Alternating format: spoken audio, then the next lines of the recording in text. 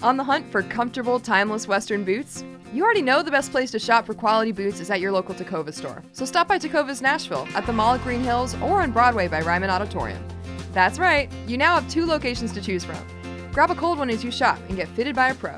Tacovas Nashville is at your service, and you can find your perfectly fitted dream boots with the help of their expert staff. Everyone will be asking where you got your sick new boots, but I won't be asking because I know they must be Tacovas. That's TECOVAS.com. Don't go gently, y'all.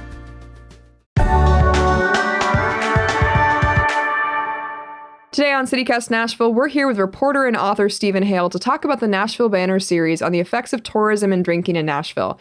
The 3rd part in that series came out this week. We're also going to talk about the hottest news in town, and that's right, it's male strippers. Find out which historic location will soon be the permanent home of some shirtless Aussies. And we're asking the tough questions about a disturbing trend. Why do new Asian restaurants keep describing their food as tapas? Alongside Stephen Hale, I'm joined by our executive producer, Whitney Pasterek. CityCast Nashville is presented by our exclusive launch sponsor, Tacovas. And hey, stay tuned for our Tacovas Don't Go Gently tip for this weekend at the end of the show. It's August 16th. I'm your host, Grace Fuse, and this is what Nashville's talking about.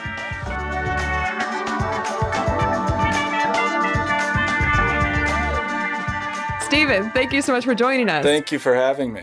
Oh, we're really excited. We've talked a lot about the stories in this Banner series on the growth of Nashville as a binge-drinking destination.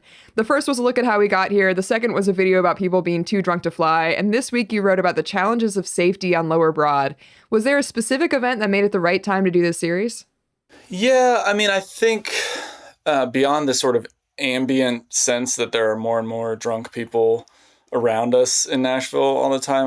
The Riley Strain incident, of course, was tragic and made national news and got a lot of attention on questions about what happens when we have like the core of our city be this place where people go to often get very drunk. So it just raised a lot of questions and got us thinking about maybe that it was time to try to look at it from a bunch of different angles. And so, like you said, we have kind of are trying to look at it from various perspectives. Is this the end of the series or what's next? So we've got some more stuff coming, and I wouldn't be surprised, as you both know, if there will be some more follow-ups. What strikes me is that just since y'all started this series, I think we've had at least 1, maybe 2 more people fall into the river.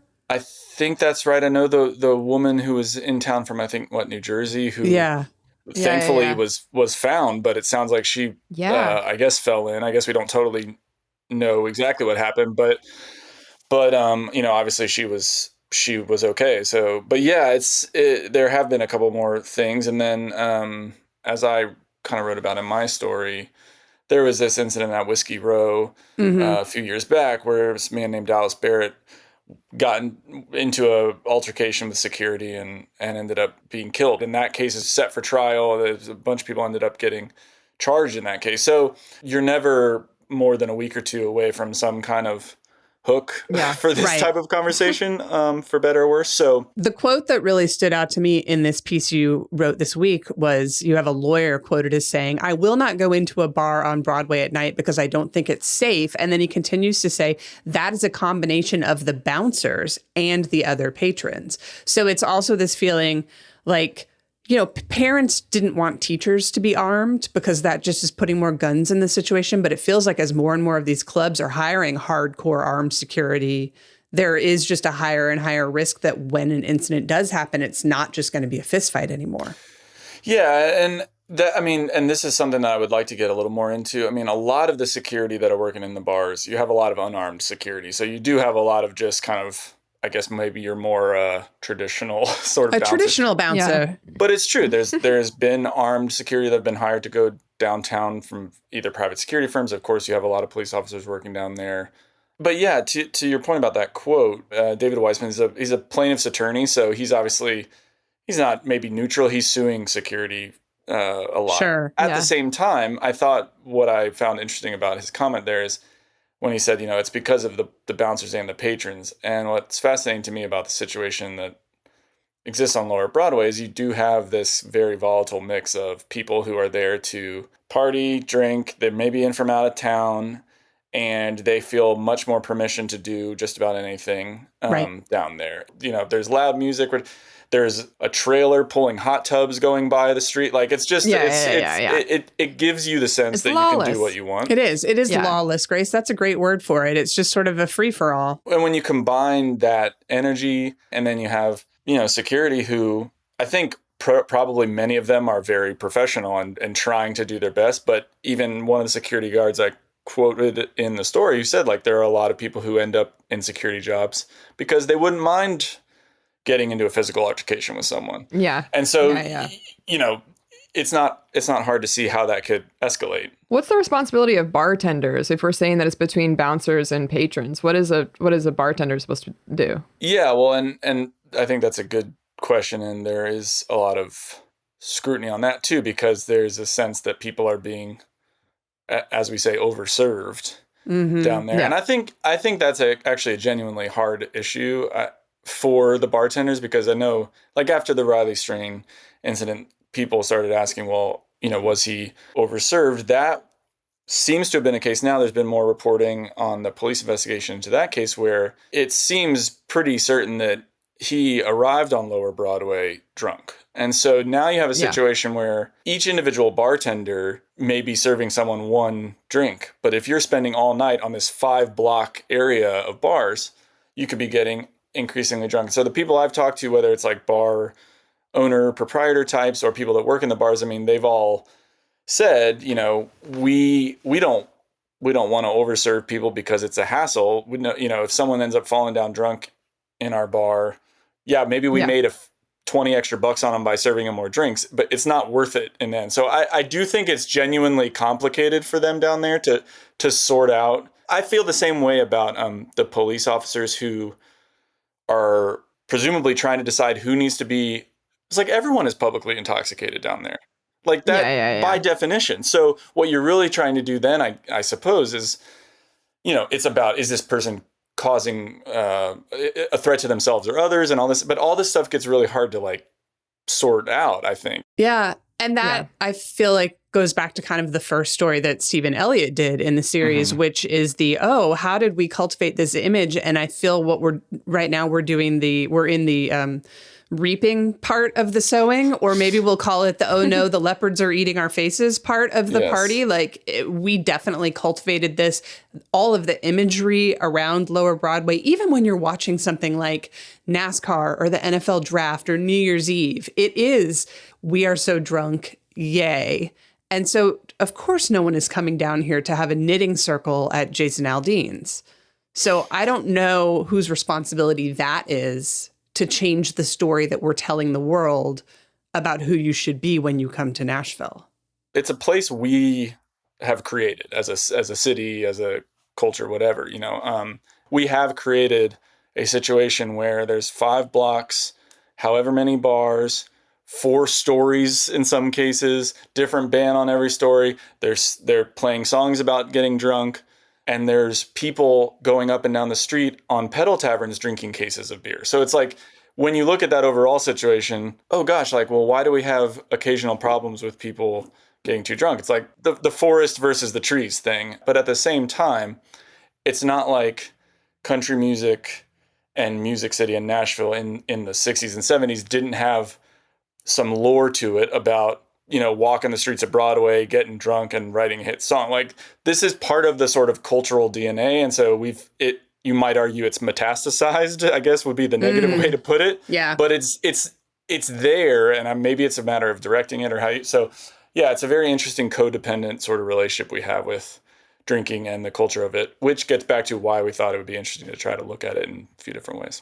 Do you think that we as Nashvillians benefit enough from the tourism and the income in Lower Broad that you want people to be drunk down there? Like if you could snap your finger and make it so that people are like reasonably drinking in Broadway, would you do that? Or do you think that we benefit from it? I would like to say that we do, but I don't think historically in the 10 years I've lived here that I've seen the tax benefits. I certainly haven't seen the roads improving or school buildings getting fixed, or you know what I mean? Like, and some of that's a much longer conversation. But no, I don't feel like Nashville residents are flush with cash because people are falling down drunk downtown. Yeah, I think that's a hard question, as Whitney kind of hinted at there.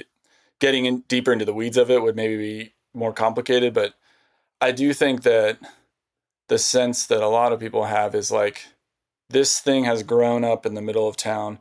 A lot of us have had to just move further to the edges of town, and so in some broad general sense, there's no question that Nashville benefits from it, like as a city, in the sense of like a lot of our revenue comes from Broadway. So in that general sense, like, yes, but I do think Whitney's right that there are certainly a lot of people in town and a lot of neighborhoods, a lot of groups of people in Nashville who historically have not felt like that trade is working for them. It's definitely not as clear cut as you might want it to be, I think, is safe to say. Yeah.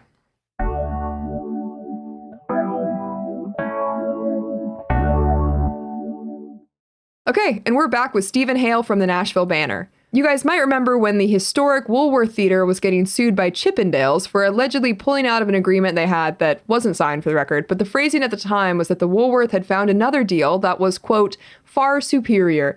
Now we know what that deal was because Australia's Thunder from Down Under, the dance review, is coming to the Woolworth. And yes, the Woolworth was the site of sit-in protests in the 60s. Yes. It's the same Woolworth. Yes, it was. This is Thunder from Down Under's second permanent residency, the other being in Las Vegas. Of course it is. Do I need to bring up that the Woolworth Theater is also home to Cirque du Soleil-esque show Shiners? And it's also the same place that screened the premiere of Candace Owens' The Greatest Lie Ever Sold, George Floyd, and the Rise of BLM back in October 2022. I think the branding here is really confusing. What is going on with the Woolworth? I will just say that when it reopened, right? I don't remember what year that was, but when it reopened as a restaurant and they kind of had restored the lunch counter, it was beautiful. It was a great place to go. But then we weren't driving people to that. No one was coming to Nashville to have lunch at a historic civil rights lunch counter. So clearly, the only thing we could do was transform it into a more tourist/MAGA Republican branded entertainment venue. Am I surprised that we now have a show whose only other permanent residency is in Vegas? No, I am not. Because what is Lower Broadway if not a shorter Fremont Street at this point? Well, yeah, that's the main thing I think is, on the one hand, it's like a male strip club coming into Lower Broadway is like not bothersome at all, because it's going along with it's going along with the vibe of whatever is there. I think, as you pointed out, I mean, it's the Woolworth part of it that is extremely so weird. I don't even know what the word is. It's very weird, and I think maybe sadly, like a metaphor for the broader thing here, which is like the question I wonder. And admittedly, this is just subjective, I guess. So I don't know if this can be answered like journalistically, but is like, are we making a cultural trade-off here that is, worth it to everyone? I think it goes back to this story that we tell about ourselves. There is in Nashville a civil rights story to be told. If we wanted to do it right, you start on the campus of American Baptist College, where John Lewis studied. There's a rock there where he used to meditate over the Cumberland. People could visit the rock. They could walk through North Nashville. They could go down Jefferson Street, the heart of Black music culture in this city and for some people worldwide. And then they could walk down Fifth Avenue, John Lewis Way, past the historic Woolworth lunch counter, and end up at the National Museum of African American Music. But we're not encouraging people to do that. I try not to be one of those people who's like, oh, every old building can never be replaced. Like, the city's growing and changing. I think we all have to be okay with that. But there are certain things you go, is this really what? And I think, not to sound like a too snobby or whatever, but like, to me, when you go from, Hank Williams, admittedly, who could also get drunk, is my understanding, so not to like romanticize it too much, but when you go from like Hank Williams to Jason Aldean, like, I think we can all see the trade you're making there, both in sort of like vibes, if I may use that word. You may. At the same time, like, Nashville contains multitudes. You can still go down to Roberts, which I think remains good. Roberts is good. You did an episode on Roberts. Go listen to that. Yes. Self-plug. Acme remains a safe space, as you noted in your piece this week. And so I sometimes, because like, if certain people want to listen to certain kind of music, that's fine by me. Like, so I don't want to be in the position of being like, oh, that sucks and we can't have any of that in town. Like, go with God. But it is just interesting to think about, like, the way that again, speaking specifically of like downtown and Lower Broadway, it is all shifted in kind of this one direction together for the most part. And it's very interesting and challenging. Yeah. And in the same vein of presenting as something that we maybe aren't really, I think Whitney has a complaint that we need to discuss. Yes, I do. We very recently talked to you on the show about a restaurant called Corée, an Asian restaurant here in East Nashville. Our producer, Marie, absolutely loved it. It's the sister restaurant to Me Kitchen down in Franklin. And everything that Marie said about the food sounded delicious. But here's the thing. They are branding these restaurants as, quote, modern Asian tapas restaurants. And I'm sorry, that's not a thing. Tapas are Spanish. Tapas are appetizers or snacks in Spanish cuisine. They can be combined to make a full meal and are served cold or hot, but they are tapas because they are Spanish. And Asian food, by definition, is not Spanish. And I would be fine if it was just this one isolated incident. But no, folks, there is another restaurant also coming to East Nashville called Little Bites, which is billing itself as a sushi and Thai tapas restaurant. Again, not correct use of the word tapas, but furthermore, we already have a sushi and Thai restaurant in East Nashville, and it is called Bite a Bit. The new one is called Little Bites. So Bite a Bit, little, I can't take it. No, that's so fair. That's so fair. I don't know why we don't just say small plates. Like, you might as well just say, that's what you mean. You mean small plates. There's never, unless you're doing Spanish fusion, I don't know why you're tapas. Calling it this just so they can charge us more because now it's tapas. Yeah. Also, again, the naming, the little bites, the bite a bit of it all. I don't know. We're just biting bits. Like, I don't know. Just little bites, bite a bit. I don't know. It's just keep it in the name and don't even bother to call it tapas. They're not tapas. They're not tapas. Steven, sorry, Steven, I'm yelling. No, it's okay. You did break into almost like a Jerry Seinfeld voice there. Like, they're not Serenity tapas. now! It's just tapas. I have to say, and I don't want to. You've been very hospitable to me here as a guest, and I'd love to come back anytime. I have to say, on this matter though, I'm fine with it. Okay. Well, that's my lukewarm take. Okay, you don't have an opinion on tapas. Do you have an opinion on Will Levis's mayonnaise scented cologne? So Will Levis, the quarterback of the Tennessee Titans, has announced his new cologne, and it's a partnership with Hellmann's mayonnaise. Does anybody see a problem there? Oh God. Shouldn't it be Duke's? Gosh, I'm torn on this because on the one hand, when I saw it, my eyes like nearly rolled out of my head. On the other hand, he's having fun. I understand that the cologne, the proceeds from this will be going to some charity, so that seems good.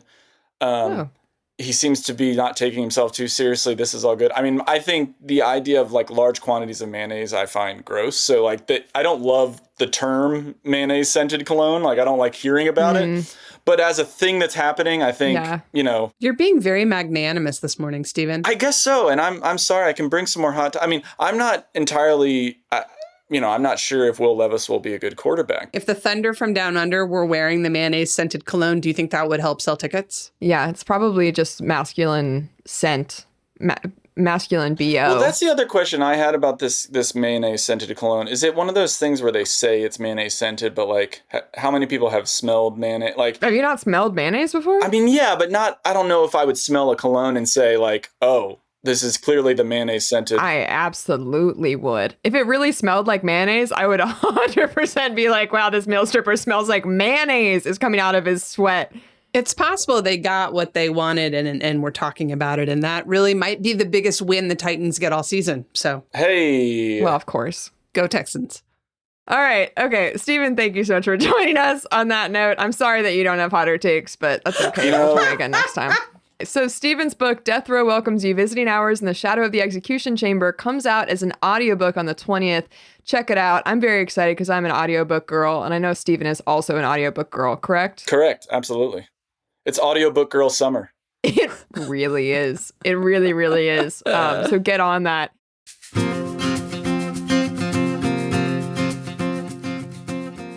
And now it's time for your Tecovas Don't Go Gently tip for this weekend. Stop by Studio 615 Friday and Saturday to see the future of film at Defy Film Festival. You can catch unique, subversive short and feature films structured like a mixtape with blocks of absurdist comedies, experimental documentaries, and dramedies. On Saturday afternoon, catch Jeffrey's Hell by Nashville local Aaron Irons and My Best Friend Depression by formerly local filmmaker Heather Leroy. Listen to our CityCast Nashville interview with festival director Dicey Wildman to learn more. Don't go gently, go into Tecovas.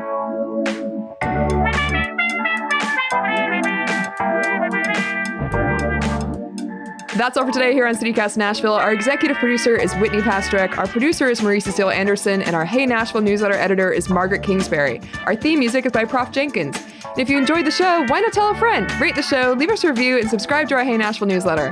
We'll be back Monday morning with more news around the city. Bye. Bye. See ya.